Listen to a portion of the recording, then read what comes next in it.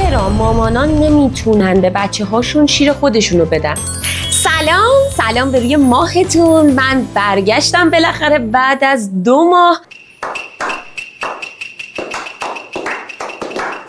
ببخشید که نبودم، این مدت رو درگیر افتتاح مطب و خرید وسایل و راه اندازی کارگاه‌های جدید بودیم. دیگه از الان اومدم که ای وای بچه‌م افتاد. به امید خدا با ویدیوهای جدید، توپ و پر از اطلاعات بروز بریم جلو با هم دیگه. توی این ویدیو میخوام بگم که چرا مامانان نمیتونن به بچه‌هاشون شیر خودشونو بدن. چرا بچه‌م سینمو نمیگیره؟ نکنه شیرم بدمزه است. نکنه بچه‌م گرسنه مونده. و سریعا میرن سراغ شیشه خشک. اول یه صحبت خواهرانه باهاتون داشته باشم. اینکه خودتون رو سرزنش نکنید. خب ما تلاش میکنیم که بچه شیر مامانو بخوره چون خیلی فایده داره، ولی اگه 1% نشد و حالا به هر دلیلی نتونستی شیر خودتو بدی، لازم نیست که عذاب وجدان بگیری یا به خودت حالا حس بدی بدی. نه، اب نداره، فدای سرت. ولی قبل از اینکه زایمان کنی بهتره که این اشتباهاتو یاد بگیری، بلدشون باشی تا تو بعد زایمان تکرارشون نکنی و توی این سیکل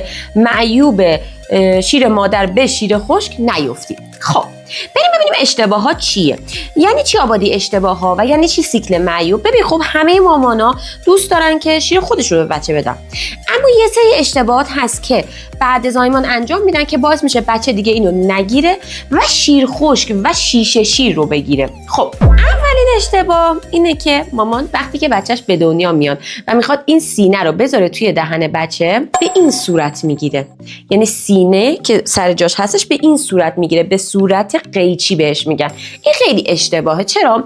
چون طول انگشت نژاد آسیایی که ما باشیم کوتاهه. بعد این که میگیری فقط نوک سینه میمونه و نمیتونی کل حاله رو بگیری و عملا انگار که داری فقط نوک سینه رو توی دهن بچه فرو میکنی. نه، دستتو به حالت سی بگیر و سینه رو به این صورت بگیر، یه مقدار بالاتر از حاله، نه اینکه صاف رو نوک حاله، چون اونطوری بچه نمیتونه سینه رو کامل توی دهنش چفت کنه و اتفاقی که میفته اینه که سوای از شیر هوا هم میخوره. خب ما اینو نمیخوایم. پس من به صورت سی سینمو میگیرم و بعد میذارم حالا توی دهن بچم. دقت میکنم که شستم روی حاله نباشه، یه خورده از حاله بالاتر باشه، چون اگه صاف بزنم رو حاله انگار نوک سینه رو هی میخوای از تو دهن بچه بکشی. و خب بچه فکر کن مثلا شما بیاید خونه ما مهمونی، بعد من هی این قاشق قرمه سبزی رو بگیرم بیارم تا نزدیک دهن بعد ببرم این بچه کار میکنه. خب دیگه نمیاد خونه ما. خب و دیگه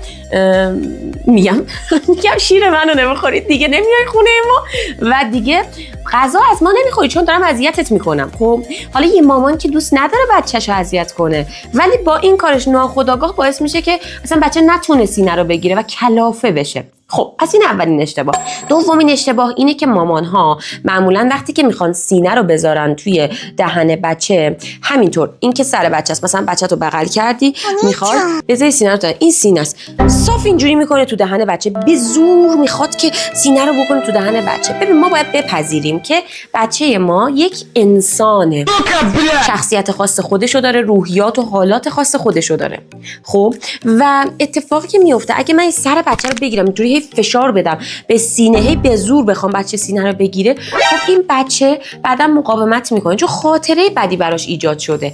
من باید چیکار کنم؟ حالا روش درستش، من نوک سینه رو با دماغ بچه و لب بالایی بچه یه تماسی میدم. ببین این بو داره، سینه مامانی که شیر میده بو داره، بوی شیر میده و بچه این بو رو میفهمه، متوجهش میشه. خب و وقتی که ما این سینه رو میگیریم جلوی دماغ و جلوی لب بچه دهنشو باز میکنه و وقتی که باز میکنه شما میتونید به همون حالت سی نوک سینه و 2/3 حاله رو ببرید داخل دهان بچه. پس اصلا به هیچ عنوان زور نکنید. خب عادی ما نمیتونیم سینه‌مون رو اینجوری بگیریم این ور اون ور کنیم که بله درسته. ببین این بچته شما اینجوری بغل میکنی، اینم مثلا سینه شماست، این توی چسبیده و حالا اول یه تماسی میدم، بعد که دهنشو وا کرد میذارم توی دهنش.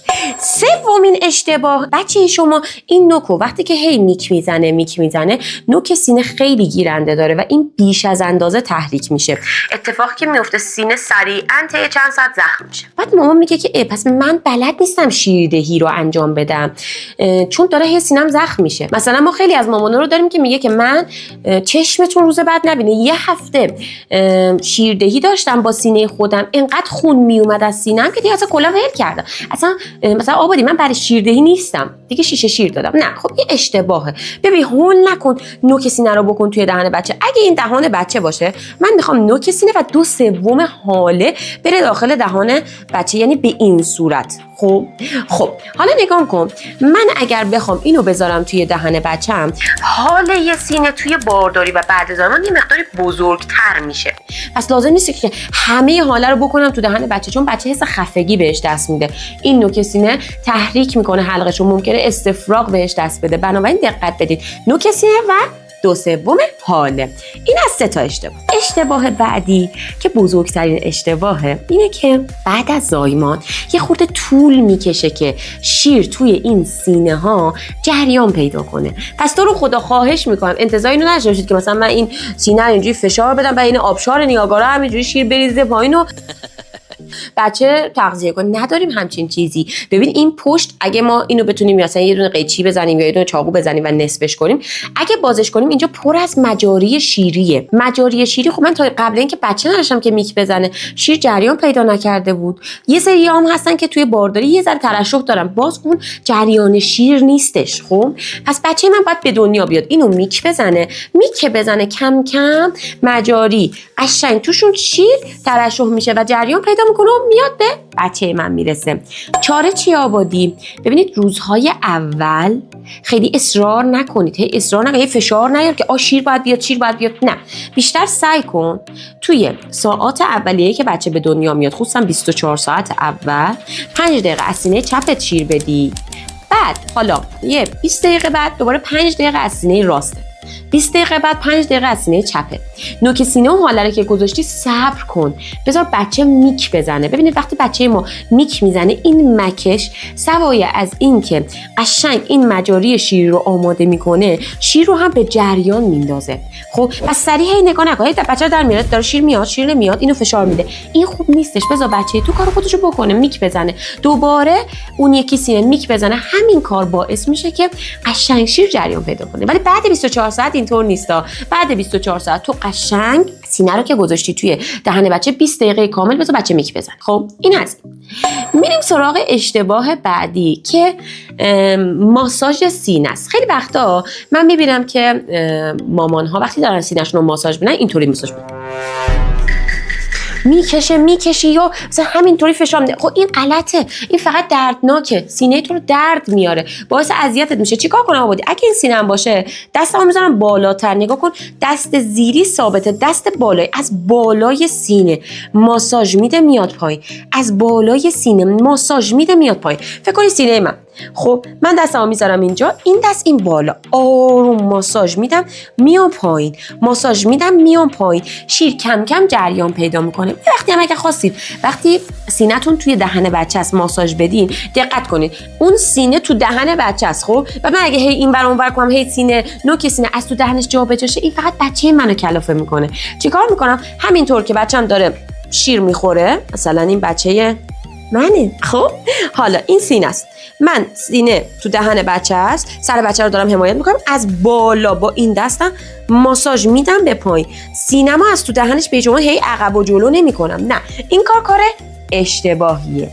اشتباه بعدی اینه که شما سریعاً برید سراغ شیر خشک. ببینید خواهش میکنم اینطور نباشه. اصلا تصور نکنید بچه من آخه چیزی نخورد که از سینه من که هیچی نمیاد که پس هیچی. روزهای اول معده بچه منم کوچیکه و اصلا اونطور نیست که مثلا به یک عالم شیر نیاز داشته باشه. اینو خیلی دقت بدید. شما وقتی که شیشه شیر رو برمیداری و میدی به بچه، نوک شیشه شیر بچه‌ها جونم در حقیقت سرشیشه است و این بچه که میک میزنه شیر خیلی راحت میاد توی دهنش. خب به نظر شما بچه ما ترجیح میده شیشه شیر رو قشنگ بگیره که شیر خیلی راحت میاد، یا ترجیح میده که سینه مامانش رو بگیره که شیر سخت میاد؟ طبیعتا این رو و وقتی که اینو بگیره دیگه نمیاد سینه شما رو بگیره. بیا از روش SNS استفاده کن. SNS چی آبادی؟ لینکش رو توی دیسکریپشن و متن میذارم که ببینید و اون روش عالیه. میتونی شیر کمکی بدی ولی با SNS از طریق سینه خودت. اینطوری باعث میشه که بچه فقط تنها راه دریافت مواد غذایی مکیدن سینه است. این توی ذهن بچه ثبت میشه و این خیلی کمکتون میکنه. میریم سراغ اشتباه بعدی.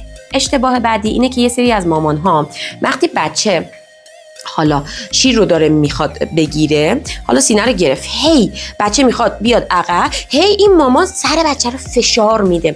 این خوب نیستش. ببین گفتم همون شخصیت هست، بچه اصلا بیزار میشه یا یهو میفته رو بچه، وزنو میندازه رو بچه. بعد مامان مثلا خصوصا فصلای تابستون بچه گرمشه، مامانم خودشو انداخته روی بچه، خب بچه کلافه میشه. فکر کن خیلی بده که تو مثلا مهمون اومده خونتون اینطوری بچسبی به مهمونه، بعد خودتو بندازی رو مهمونه، بهش قاشق قرمه سبزی بدی. آب قرمه سبزی رو سیار خوشمزه است. پس خیلی دقت بدید به این مورد. آروم با ملایمت، هر چقدر که تقاضای بچه‌م باشه بهش شیر میدم. خب پس اینم دقت بدید. و مورد آخر که خیلی خیلی دردناکم هستش اینه که شما سینه رو که گذاشتی تو دهن بچه، میخوای سینه رو بیاری بیرون، هم تو بچه داره میک میزنه ها، ولی شما میگی مامان مثلا آبادی من الان چند ساعته که دارم به این بچه شیر میدم به صورت متوالی، مثلا یه بار 1 دادم، الان 2 دارم میدم، الان 3 تا 3 و نیم همونجور داره میک میزنه، خوابش برده زیر سینه، بعد میخوام بکشم بیرون بچم دوباره میکی میزنه. چیکار کنم؟ ببینید بچه‌ها این کارو نکنید. اگه اون بچه نیاز داره اب نداره بهش بدید هر چقدر که تقاضای بچه است. خب ولی مثلا یه وقت میبینی که مهمون میاد، پس به هیچ عنوان سینه رو وقتی که بچه داره تقاضا میکنه نمیارم از دهنش بیرون. ولی یه وقت مثلا مهمون اومده، خب مثلا عموی بچه اومده، من باید سریع آماده شم، خب این سینه رو سریع میکشم بیرون. این برای بچه‌م یک حالتی ایجاد میکنه که چرا این غذا اینجوری شد، چرا یه دفعه اینجوری کشتم و دیگه نمیخوره یا سخت میخوره ممکنه. و بدتر از اون اینه که سینه من در حالت مکشه، شما فکر کن نوک سینه‌ام در حالت مکش، من یه دفعه با همون مکش اینو میکشم بیرون، چه اتفاقی میفته؟ زخم میشه. چیکار کنم؟ زمانی که سینه توی دهن بچه هست و حالا یه شرایط اورژانسی پیش اومده که من مجبورم این سینه رو در بیارم، انگشت کوچیکم یا انگشت اشاره‌مو از کنار سینه میبرم تو دهن بچه، همونطور که بچه‌م داره میک میزنه این دستم میمونه تو دهنش، سینه رو در میارم. دیگه اینطوری تحت مکش در نمیاد، خیلی آروم با ملایمت سینه از توی دهن بچه در میاد. پس این کارا رو اگر انجام بدید به امید خدا میتونید یک شیردهی عالی و موفق داشته باشید. اما بازم بهتون میگم اگر بنا به دلایلی یا هر اتفاقی نتونستید فدای سرتون باشه. یادتون باشه که شما بهترین مامان دنیا واسه این نینی هستید و دارید تمام تلاشتون رو میکنید که همین برای ما بسیار با ارزشه. میبوسمتون کلی تا ویدیوهای بعدی. فعلا